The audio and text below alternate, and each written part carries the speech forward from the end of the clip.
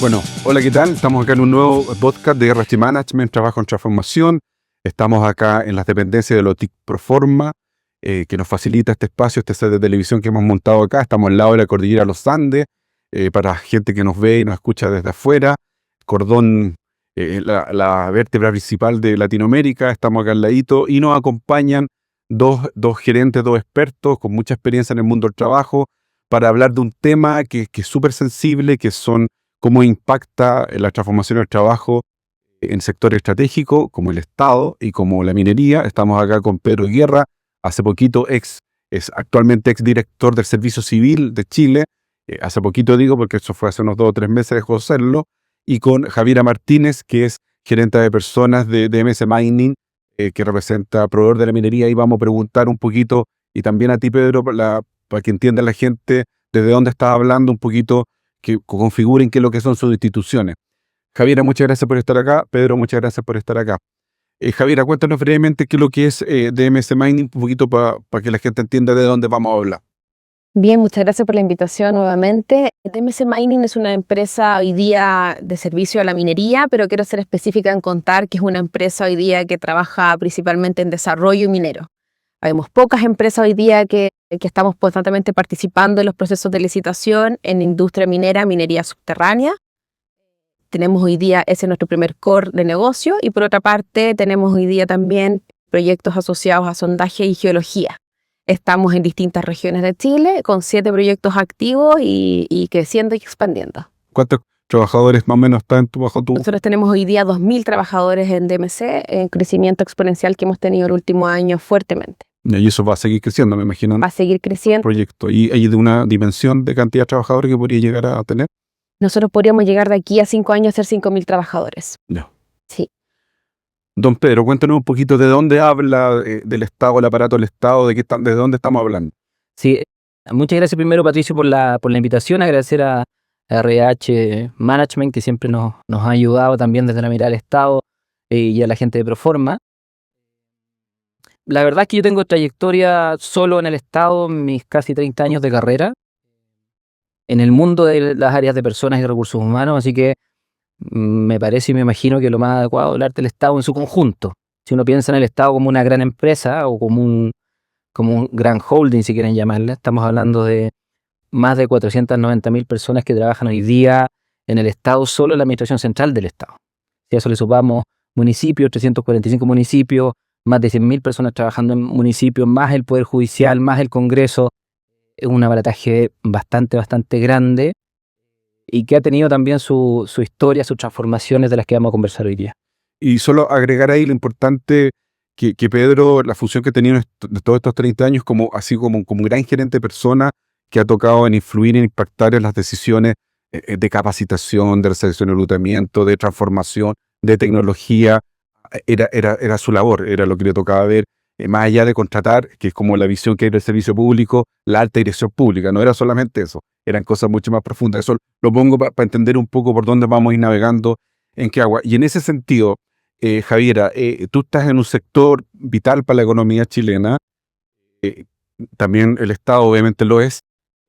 ¿Qué pasa ahí con las estructuras? ¿Son fáciles de transformar esas estructuras desde el punto de vista de gestión de personas, con las transformaciones que van llegando, con las nuevas generaciones que te tocan, con esta cosa de la equidad de género también, que me imagino que también vamos a hablar de eso en tu caso, etcétera? ¿Cómo lo ves tú? ¿Es fácil o son estructuras muy rígidas que cuesta mucho transformarlas desde gestión de personas? Mira, yo creo que son estructuras no muy rígidas, pero son estructuras con mucha historia, que pesa, una historia importante. Suma la de la equidad de género, tú sabías que no hace más de 15 años que una mujer entrara en la minería era un pronóstico negativo para la minería, para el proyecto, mala suerte. Se ponía celosa. Hace poco tiempo se le pone a pensar. La mina se ponía celosa. La mina se ponía celosa, eso es la creencia. Entonces son historias muy marcadas, mucha cultura detrás que ha sido creada durante tantos años, que es muy importante y vital para el minero. Sí, efectivamente hay que respetarlo, creo yo, hay que cuidarlo. Pero desde la transformación, creo que el ritmo, por lo menos, que tiene hoy día la industria, la minería, el ritmo que tiene el tipo de empresa en el que yo estoy es tan rápido que igual te permite hacer cambios, ¿sí? respetando siempre la historia, cuidando esos valores, cuidando estos mitos, ¿cierto?, que son parte de nuestros trabajadores, pero al mismo tiempo el ritmo, la competitividad que existe es altísima. Hoy día el mercado minero, además, no solo en Chile, en el mundo, está exigiendo mayor productividad, rápido, automatización, ¿cierto?, tecnología, que al final tienes que ponerte al día rápido, tienes que avanzar como compañía igual. Así que creo que los cambios se pueden hacer en este sentido. Dejémoslo ahí. Y en el caso del Estado, como es una estructura muy rígida, que cuesta mucho cambiarla, ¿cuál ha sido tu experiencia, Pedro, desde ahí? Sí, bueno, el Estado, precisamente, en lo que a mí me ha tocado ver y lo que a mí me gusta, es que precisamente es muy desafiante por eso. Los cambios, las transformaciones se sitúan en un marco bastante rígido, un estatuto administrativo que es del año 1989, con las reglas del juego en materia de carrera funcionaria o de recursos humanos y un montón de otros temas que contiene el estatuto que ya está bastante desfasado. Muy rígido normativamente, son temas que además no son políticas, son leyes. Por tanto, es difícil moverse en ese cambio, en esa transformación. Lo mismo el tema de los controles, de las auditorías, de la Contraloría General de la República, hacen que esto sea una estructura difícil de permear en las transformaciones. Y aún así, por eso me parece atractivo, el Estado en Chile ha tenido una historia y un abordaje hacia ciertas necesidades, cambios, transformaciones que es bastante emblemático y bastante referente en muchos países. Hace 20 años no nos imaginábamos que con un clic iba a estar haciendo la creación de impuestos. Y eso es parte de transformaciones complejas, importantes, planificadas. Iba a poder hacer los trámites en el Estado en una sola plataforma, como Chile Atiende, con una clave única, que hoy día funciona perfectamente y es una de las mejores iniciativas de los últimos años en temas, un ejemplo de transformación digital, entre otras. También ha cambiado y se transforma nuestros usuarios. No son clientes, pero son usuarios. Y eso también va exigiendo que el Estado vaya transformando y absorbiendo nuevas necesidades. Hace 10 años, 15, no imaginábamos la necesidad de tener un Ministerio de la Mujer y Equidad de Género. O hace 10 no imaginábamos tener un servicio especializado en materia de migraciones. Por tanto, está en constante también transformación y cambio, por supuesto más lento, más complejo, en un marco más rígido de actuación. Pero se dio de esa manera, muy interesante también. Y ahí, Javiera, ¿cómo profundizamos entonces en esa transformación? Tú hablaste de que la minería exige productividad, automatización, en donde efectivamente la persona, en la minería históricamente, las personas han sido muy relevantes, los mineros, en el proceso de producción. Chile, además, depende mucho del cobre para su economía y le da la vitalidad como país. Es parte de nuestra identidad. Y tú reflejaste ahí que la cultura era muy poderosa. ¿Cómo entonces se avanza en esa tradición para hacer, por ejemplo, automatización? ¿Cómo disminuir la angustia en esos trabajos si me voy a quedar sin pega? ¿Cómo se gestiona eso? ¿Cómo lo ves eso? Sí, yo veo dos cosas. Yo creo que lo primero es adelantarse. O sea, hace muchos años atrás hace 10 años atrás escuchaba a un gerente Codelco de ese entonces que decía: en el 2027, que es el próximo año, nos van a faltar 7.000 operadores en la minería.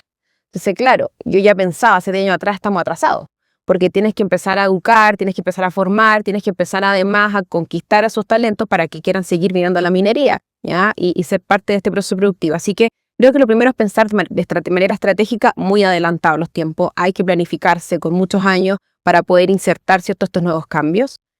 Lo siguiente es que hay mucha formación, es mucho entrenamiento. Hoy día, por ejemplo, fuerte es el tema de seguridad y la automatización, viene por temas de seguridad y de cambio para que el minero esté menos expuesto hoy día a su trabajo. Por lo tanto, hay que entrenar, hay que formar, hay que mostrar el propósito de eso, ¿no? Y el sentido que hoy día es ser más seguros, es cuidar la vida de ellos en su trabajo en el día a día, es que puedan llegar a sus casas bien. Parece muy básico, pero de verdad que en la minería es vital eso. Por lo tanto, si uno le da un sentido, le da propósito, le da las herramientas para que ellos puedan ser parte de ese cambio, te va a ir bien. El minero ama su trabajo, hay una pasión muy grande que tiene que ver con lo que estaba diciendo en un inicio, de esta cultura tan arraigada, ¿no? De lo que hacen, del entrar a la mina, etcétera, etcétera. Así que hay herramientas para poder avanzar. Y ahí vuelvo a ti. que es una pregunta para los dos. ¿Qué pasa con los fantasmas de la reconversión? O sea, yo sé que la minería es una de las pocas industrias que se adelantó a la reconversión y lo ha hecho. No sé si eso se mantiene, lo dejo ahí para que es un poco el tema. Y en el caso del Estado, tú mencionaste los ejemplos de servicio civil y cómo esa automatización al final nadie pensó, pero detrás de eso habían trabajadores que tenían que hacer todos los trámites cuando no existía el botoncito ni la declaración de impuestos por Internet. Habían seres humanos que tenían que hacer esa pega, en el fondo. En ese proceso, la maduración está también en una visión de reconversión de parte del Estado. ¿Hay conciencia de eso o cuesta más la reconversión? Yo diría que las estrategias de reconversión, y en este caso en particular en el tema de afrontar estrategias de personas que nacen a partir de procesos tecnológicos, cambios tecnológicos o transformación digital, me parece que estamos al debe en algo que creo no ocurre solo en el Estado, digamos. O sea, lamentablemente en la mayoría de los casos llegamos ya a la parte final, a la capacitación para habilitar a las personas en el manejo de una tecnología nueva, de una plataforma nueva, de una innovación tecnológica. Y yo creo que es uno de los desafíos tanto en el Estado como también en el sector privado, me ha tocado verlo también, de cómo la estrategia de transformación digital requiere un componente grande en materia de gestión del cambio y en materia de personas como un foco en sí, no al final del proceso y no cuando tú te subes en la última instancia, sino desde su origen. Eso, o sea, en el fondo llegamos tarde. O sea, tú lo que estás diciendo es que estamos llegando tarde. Mi opinión es que llegamos tarde y al no anticiparnos y al no estar de alguna manera con la visión clara del inicio en esa estrategia de gestión del cambio, la necesidad de la reconversión te aparece al final.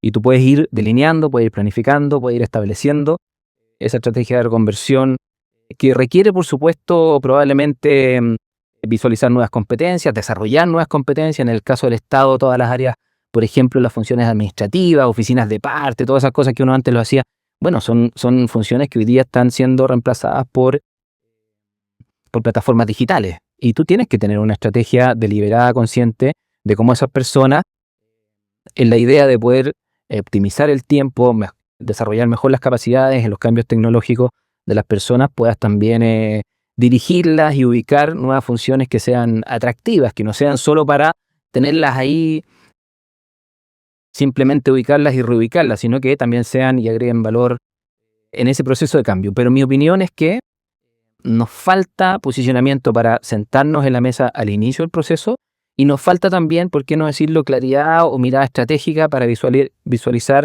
este proceso como un proceso de apoyo de gestión del cambio en la estrategia de cambio y transformación digital, más que simplemente llegar al final de la etapa. Dejémoslo ahí porque hay un punto para profundizar sobre qué está faltando entonces, qué es lo que influye ahí, y que un poco para retomar con lo tuyo. En el caso de la minería, a mí me consta, me ha tocado reportearlo, sobre todo en el caso de Codelco, me acuerdo de las grandes mineras, cuando empezaron a cambiar los camiones que ya fueron por robot.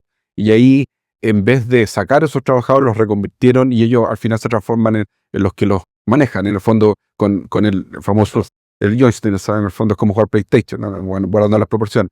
Pero ahí hay un esfuerzo, o sea, hay una mirada de decir, ¿sabéis que yo cuido ese trabajo, a ese trabajador? Me imagino que también lo hace porque en la minería, y ahí también quiero volver al Estado, los sindicatos son fuertes. Por lo tanto, esas decisiones no es llegar y sacar a una persona. En otra industria, esas decisiones se toman porque los sindicatos son más débiles y un paro, así como estábamos viendo en la noticia ahora de Corea del Sur, un paro en la minería son mucho dinero que se pierde y quizás en otros sectores no tanto. Entonces, bueno, es una mirada bastante egoísta del mundo empresarial, pero es la realidad. ¿Qué pasa en esa reconversión? ¿Se está haciendo hoy también así de esa manera, como se hizo 10 años atrás? Sí, se está haciendo, pero igual creo que también hay que acelerarlo, ¿sí? Efectivamente, hoy día, por ejemplo, yo te hablaba de los operadores que faltaban. Todavía siguen faltando. No llegamos con esos 10.000 operadores, 7.000 operadores 2027. Por lo tanto, hoy día ya tiene gente que está operando estas máquinas, ¿cierto? Que está operando estas grandes máquinas, ¿cierto? En la industria de la minería y que sigue operando al mismo ritmo que hace 10 años. Y esas máquinas ya tienen que cambiar y ya se tienen que seguir automatizando. Y ya tiene que haber menos exposición del trabajador, etcétera, etcétera, etcétera. Entonces yo creo que se sigue haciendo, pero el ritmo aún es lento. Hay que acelerarlo, hay que tener más inversión en eso para poder efectivamente también gustó ser parte, nosotros como proveedor de la minería, ser parte, ¿cierto?, de esas grandes decisiones estratégicas de la gran o mediana minería y sumarnos a ese proceso. En el mundo existen opciones para automatizar varias de nuestras máquinas y nuestros procesos operativos y productivos, pero nos falta invertir, nos falta darle más celeridad a ese proceso. Ahí tú compartes que me faltó quizá una respuesta en esa línea, que hay mayor conciencia en la industria minera del cuidado del trabajador y de reconvertirlo, o sea, de no desprenderse de él así fácilmente. O sea, ¿existe esa conciencia hoy también? Existe esa conciencia porque en la industria de la minería, yo lo puedo decir porque lo vivo en el día a día, hoy día son los trabajadores y el minero el que nos da nuestro resultado, el que nos permite a nosotros subsistir, el que nos permite alcanzar la productividad y el que nos permite hoy día darle economía a este país. Es el trabajador. Así que hay conciencia, hay cuidado, hay respeto. Como tú decías, el trabajo con los sindicatos es diario, es muy fuerte, es muy alineado. Cualquier decisión, incluso productiva y de cambio, ¿cierto?, en reconversión, en automatización, está de la mano con ellos. Son decisiones que se toman en conjunto.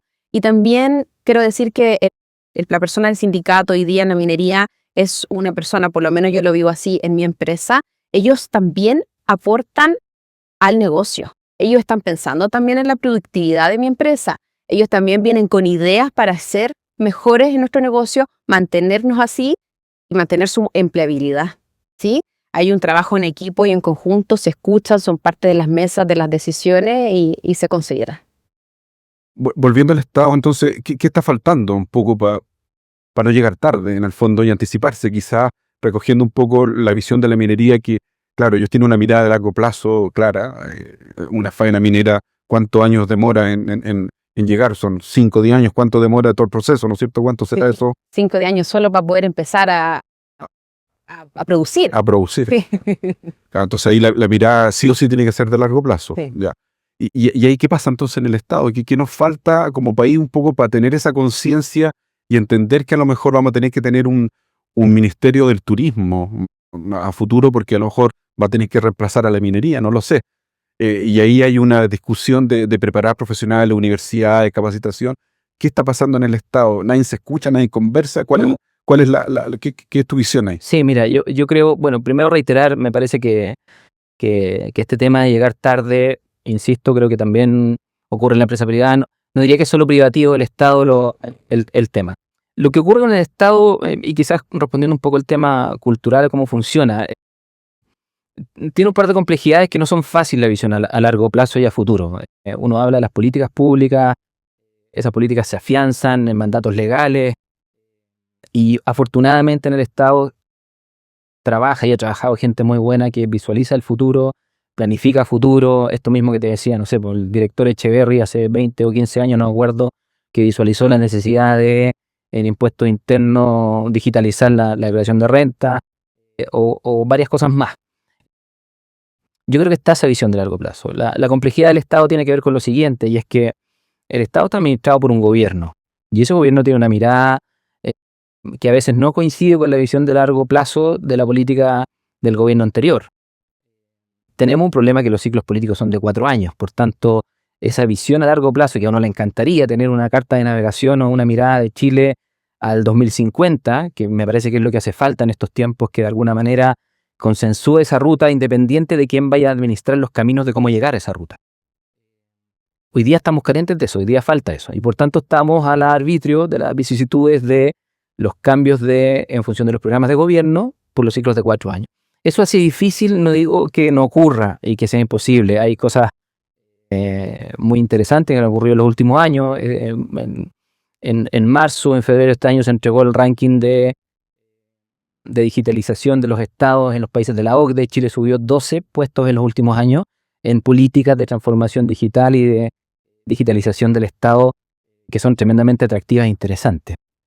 Pero depende mucho también de cómo eso se va a ver como una política pública o finalmente una medida de gobierno que, dependiendo de quién asuma, o lo va a deshacer o definitivamente lo va a prolongar en esta mirada a largo plazo. Yo creo que tiene mucho que ver con eso, tiene mucho que ver también con otras características. El Estado, al igual que las empresas privadas, actúa bajo una presión, no puede parar para hacer estos cambios, no puede pensarlos y parar para pensarlos, está sobre la marcha con una demanda ciudadana importante.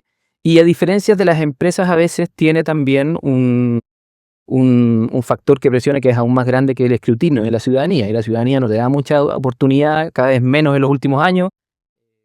Estoy convencido que hemos estado en una campaña de denostación del Estado en los últimos años feroz, y diría yo un poco intencionada, y que hace que la ciudadanía entonces escrutine y dé menos espacio para la experimentación o para la transformación o para la mirada a largo plazo en muchas de las políticas que por supuesto le conciernen y que son necesarias para el país y para las personas que sirven del Estado.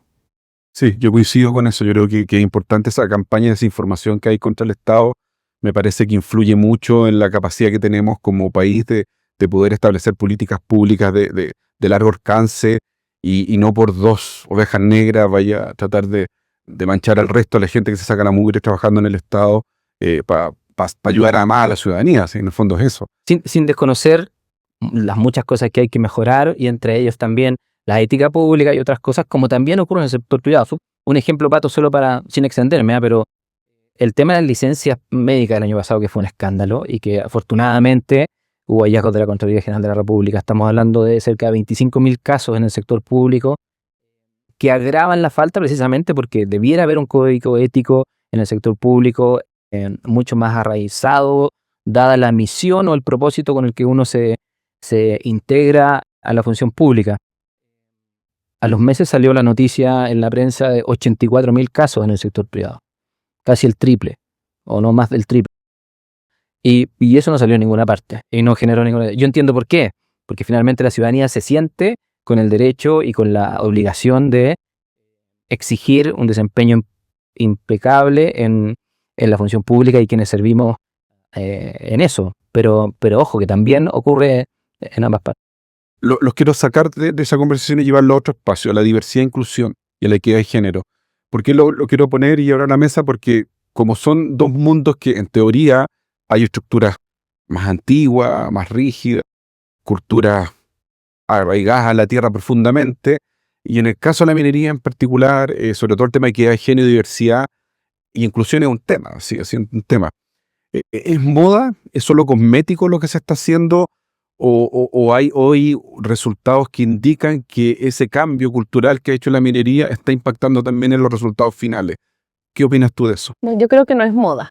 Yo creo que hay una intención real y un propósito real de incluir en diversidad de género principalmente, porque la minería, por supuesto, que es un tema relevante. No más allá de, hoy día en Chile, no más allá de un 12% de las personas que trabajan en la minería son mujeres, ¿ya? O sea, que efectivamente hay un tema importante que ir a equilibrar. Pero también en otro tipo de diversidad, ¿por qué no? ¿Sí? Diversidad de edad, diversidad de personalidad, diversidad de origen, diversidad de nacionalidad, entre otras, ¿sí? No, es un propósito real, hay una exigencia hoy día, no solo porque sí, el Estado y las políticas públicas nos han mandatado y nos han llevado, ¿cierto?, a tener nuevas métricas, ¿cierto?, para poder medirnos, auditarnos, lo cual es muy bueno para nosotros como empresa privada, para poder avanzar, sino que también porque efectivamente el aporte, ¿cierto?, hoy día de cualquiera de persona, ¿cierto?, independiente de su origen, es positivo para cualquier rubro, ¿sí? No sé, en mi compañía, principalmente hoy día donde yo estoy, tenemos un board ejecutivo de 10 personas, 3 somos mujeres jóvenes, además, que eso también es importante cuando uno habla de diversidad. En toda nuestra compañía nosotros tenemos un 35% de mujeres, estamos por sobre el mercado, lo cual nos hace sentir muy orgullosos. Y la verdad es que al momento de las decisiones de quién es parte de qué cargo y quién ejerce qué tipo de liderazgo y lo que sea, el tema del género no es un tema, simplemente así. Y yo creo que si tú lo planteas desde lo valórico y desde el propósito de la compañía, ni siquiera hablas de equidad, ni siquiera hablas de discriminación, porque ya pasa a ser parte de tu día a día, de la cultura, ¿sí? Bueno, el Estado yo creo que ha hecho bien la pega en equidad. O sea, una de las cosas que hay que destacarle es que han hecho la pega y la han cumplido, sobre todo en la alta dirección, en los cargos más críticos. No sabemos qué va a pasar ahora en este nuevo ciclo político, pero sí la ha hecho para atrás. Y ahí, ¿cómo ha sido el rol justamente de la diversidad? Porque además, corrígeme Pedro, y la minería, no sé si hay gente más mayor en los dos sectores, hay menos jóvenes porque lo ven menos sexy. Ahí cuéntame un poco de eso. ¿Cómo va ese el tema de la diversidad e inclusión? Yo sé que te tocó trabajar harto en eso, ¿y eso fue cosmético o hay un valor, una Sí, con visión real en sí, relación a eso? sí. Mira, yo creo que en el Estado ocurren un par de cosas respecto a este tema. Primero, yo diría que hay un doble rol. El Estado como articulador de determinadas condiciones bases que se extienden a todo el mundo del trabajo, privado, público. Y eso me parece que había un avance sustancial en los últimos años. La ley de inclusión, que es la 21.015, si no me equivoco, bueno, las políticas y un gobierno específicamente enfocado a profundizar en las políticas de equidad de género. Pero esto es algo que afortunadamente, más que una moda, comenzó ya hace muchos años en el Estado, el 2006, con el primer gobierno de la presidenta Bachelet, primera mujer presidenta. eh, lo que empezó a impulsarse desde ahí fue una política, sobre todo desde las áreas y desde el músculo de las áreas de gestión de personas, en temas de no discriminación, en temas de género, mucho tiempo antes que después ya aparecieran algunos cuerpos legales o algunas iniciativas que fueran más extensivas al resto de las industrias. Y ese me parece que es un valor del Estado, porque no es solo una opción de negocio. En el Estado, más que de negocio, hablamos de una opción de un buen servicio a la ciudadanía, sino también es una base valórica de entender que los espacios de equidad de género son fundamentales y son la base de toda buena organización. Podemos ver los estudios, los números, hay un informe que hace la CMF, Chile Mujeres, respecto también a los indicadores de productividad, de cómo esto mejora. Podemos ir a la teoría y a los números de cómo las organizaciones diversas o con mayor diversidad son más productivas, y eso también puede ser una buena, pero la base de esto también tiene que ver con un convencimiento valórico. El problema que tenemos y lo que tú hablábamos recién, Patricio, respecto a las políticas a largo plazo, es si esto efectivamente ya se instaló en el Estado o es parte de una política que podría de alguna manera retroceder en la administración de un gobierno en particular. Estoy hablando de este o estoy hablando de cualquier otro. Desde el 2006 en adelante, incluidos los dos gobiernos del presidente Piñera, se mantuvieron estas políticas, por supuesto con distintos matices. Cada uno interpreta un mandato del Estado, una política pública de distinta forma, pero se mantiene esa política. Yo no sé en verdad cómo lo vamos a hacer ahora. El gobierno anterior del presidente Boric logró un récord en materia de mujeres en la alta dirección pública, llegando a un 41%, que es una cifra extraordinaria con lo que se recibió en Piñera, que ya era bueno, de cerca de un 30%. Todavía en el sector privado estamos cerca de un 20 y algo por ciento de mujeres en posiciones gerenciales, y no salimos del 10% en mujeres en los directorios. Entonces hay un avance importante en el Estado. Hay políticas y hay instancias. La misma alta dirección pública ha permitido que esto se siga consolidando y promoviendo. En los temas de inclusión, la ley de inclusión también, que ojo, que las personas con discapacidad que tengan y que cumplan al menos en el caso de los servicios públicos sobre 100 personas, el incluir al menos el 1% de personas con discapacidad también en sus organizaciones. Eso ha costado bastante más y también es parte del problema que tenemos de cómo impulsar una ley, pero que a la vez tenemos que ser consistentes en cumplirla. Pero está por verse si efectivamente estas políticas públicas, que yo entiendo ya están instaladas, van a ser parte de lo que se mantenga, promueva, desarrolle e impulse el gobierno actual. Y ahí, entrando un poquito a un tema que quería que igual me respondas después, pero voy a partir por acá. Con respecto al tema de las generaciones en la minería, pareciera que cueste, y corrígeme si me equivoco, que cueste que trabaje gente joven ahí. ¿Es así? ¿Tienen una edad promedio mayor que otra industria? Chile además es una sociedad que se está envejeciendo, por lo tanto los paradigmas estamos obligados a cambiarlos, ¿ya? ¿Es así? Quiero referirme al edadismo y al tema de generaciones fundamentalmente en tu sector y después tocarlo en el Estado. Mira, la realidad de lo que nosotros hacemos como proveedor de la minería, la verdad es que cuesta más que ingrese gente joven, pero por las exigencias que tiene la labor, ¿ya? O sea, hay requisitos mínimos que te exige para poder ingresar y tener experiencia en minería y en minería subterránea. Si aparte de la banda, exacto, en la maquinaria, ¿cierto? O específicamente hoy día minería subterránea, o sea, alguien tiene que haber estado ahí, podría haber trabajado en otro tipo de minería y no sirve, tampoco no puede ingresar a la mina, porque son tantas las condiciones técnicas que existen para poder hacer un buen trabajo y un trabajo seguro que hay mínimos que cumplir. Por lo tanto, más que no haya gente joven que quiera entrar a la minería, es que entrar es muy difícil. Hoy día es muy difícil. Y por lo tanto, los planes que hace la gran minería, la mediana minería, es ir por buscar talento, gente interesada afuera y empezar a formar desde afuera con planes de entrenamiento para mujeres también o para gente joven y también gente de otros espacios demográficos más lejanos, quizás a donde están las capitales de la minería, ¿cierto? Para que se empiecen a interesar y empiecen a llegar a ser parte del sistema. Pero eso es lento, es mucho tiempo. Ya estás hablando de que necesitas por lo menos un año para que alguien pueda ser considerado alguien con las capacidades para poder estar trabajando adentro. Tenemos la suerte, sí, también comentarte, Patricio, que tenemos la suerte de que en Chile la minería es un rubro que sigue siendo muy atractivo, no hacia otros países, ¿sí?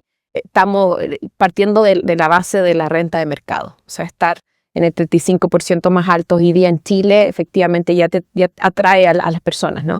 Pero sí hay que formar y eso cuesta mucho tiempo. ¿Sí? Estamos terminando ya, pero quiero quedarme con el punto de qué pasa en el Estado. ¿El Estado se está envejeciendo desde el punto de vista de los trabajadores? ¿Está llegando poca gente joven? ¿Qué pasa ahí? Sí. En ese sentido. Yo diría que en el Estado hasta ahora, y esas son las cifras que indica la IPRE en sus últimos informes de recursos humanos, yo diría que mantenemos siempre una campana de Gauss que está bastante simétrica y diría yo que se ha sostenido en el tiempo. En los extremos, gente joven menor a 24 años con bajo porcentaje, en el extremo sobre 60, 65 también, bajo, y al medio el grueso más de un 80% entre los 30 y algo y 50 años. Eso también responde a ciertas políticas públicas y a ciertas leyes. Por ejemplo, desde el año 2014 en adelante, el Estado cuenta con una ley que sigue vigente respecto a acciones de incentivo al retiro.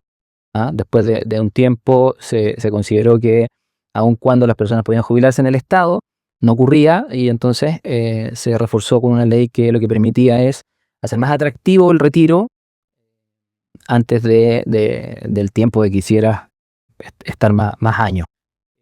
Y eso se ha ido mejorando con los últimos años. Y en el caso de los jóvenes, ojo, en el caso de los jóvenes hay dos desafíos, creo yo, en el Estado que tratamos de asumirlo en el servicio civil al menos en los últimos años. Espero que se mantengan algunas de esas ideas y políticas. Primero, la oferta de valor atractivo para los jóvenes del Estado. Si hace 20, 15 años, 10 años, lo atractivo era venga a trabajar al Estado porque va a tener estabilidad laboral, hoy día no es algo que hay una palanca, un driver que necesariamente sea atractivo para quienes están hoy día saliendo de las universidades o los futuros profesionales. Lo mismo servir al país. Servir al país suena muy grande, muy épico, para alguna generación fue muy convocante. Hoy día necesitas otros atractivos y otra oferta de valor en el Estado que existen. Existen espacios de aprendizaje, existen espacios de innovación, existen espacios de riesgo, mucho más probablemente que en el sector privado. Y eso lo estamos asumiendo, o básicamente hay dos programas bien emblemáticos en el Estado a nivel transversal. Uno es el Prácticas Chile, que lo que te permite es transparentar en un portal la oferta de prácticas de todos los servicios públicos de la Administración Central del Estado a quien quiera, conozca o no conozca a alguien en el Estado, tenga un profesor que lo lleve o no lo lleve, como ocurría hace unos años.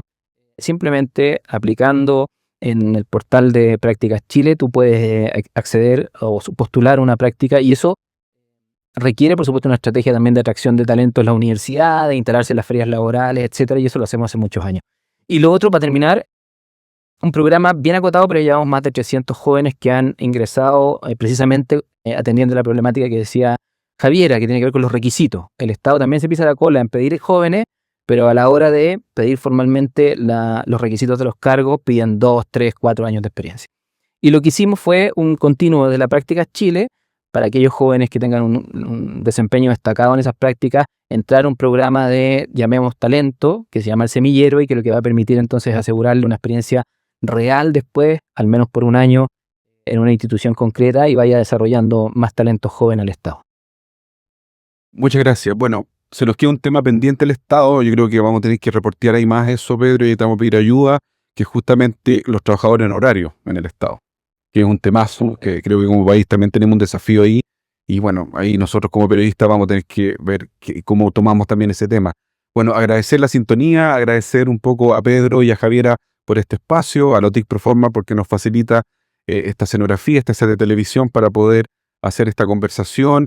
Y pucha, muy agradecidos por su aporte. Un placer, Javiera y Pedro, que le vayan. Gracias a ustedes. Muchas gracias. Gracias por la invitación. Nos vemos.